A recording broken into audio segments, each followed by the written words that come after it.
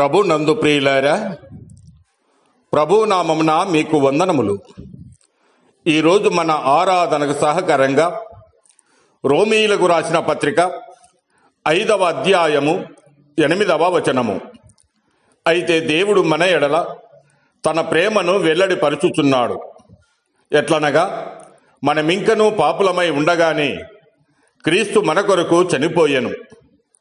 గమనించండి ప్రియులారా, మన ఆరాధనకి యోగ్యుడైన క్రీస్తు ప్రభు ఆయన ప్రేమయ్య ఉన్నాడని మనం గమనిస్తూ ఉన్నాం. మనము పాపులముగా ఉండగా, శత్రువులమై ఉండగా, భక్తిహీనులమై ఉండగానే దేవుడు మనలను ఎంతగానో ప్రేమిస్తూ ఉన్నాడు. మానవులను ఆయన శాశ్వతంగా ప్రేమించే గొప్ప దేవుడు.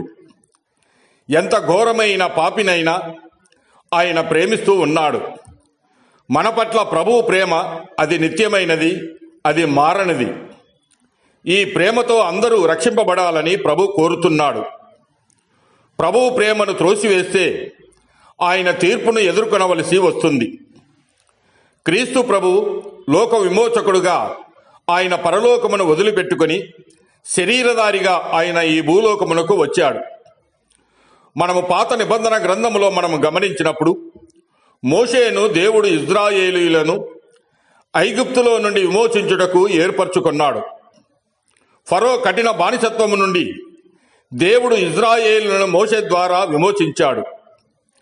అలాగునే నేటి సర్వమానవాళి పాపముల చేత, అపరాధముల చేత సచ్చిన వారై ఈ లోకంలో నశించిపోతూ ఉండగా, అటువంటి వారిని విడిపించుట కొరకు దేవాది దేవుడు ప్రభువైన యేసు క్రీస్తుని సర్వ మానవాళి అందరి కొరకు విమోచించే విమోచకుడుగా ఆయన ఈ లోకమునకు వచ్చాడు. రోమాపత్రిక 3వ అధ్యాయము 24-25 వచనాలను మనం గమనించినప్పుడు ఆయన పాపముల నుండి విమోచిస్తాడని వ్రాయబడి ఉన్నది.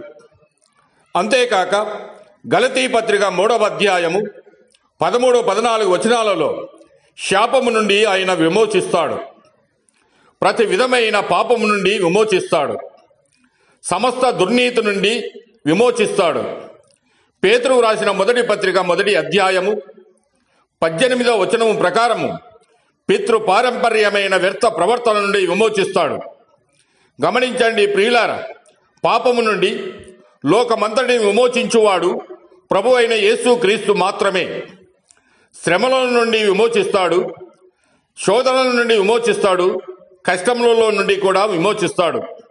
కనుక ప్రియులారా, క్రీస్తు ప్రభువు వారి విమోచన పరిచర్య నిరంతరము కొనసాగేది. అన్ని పరిస్థితులలో అందరికీ చాలినవాడు.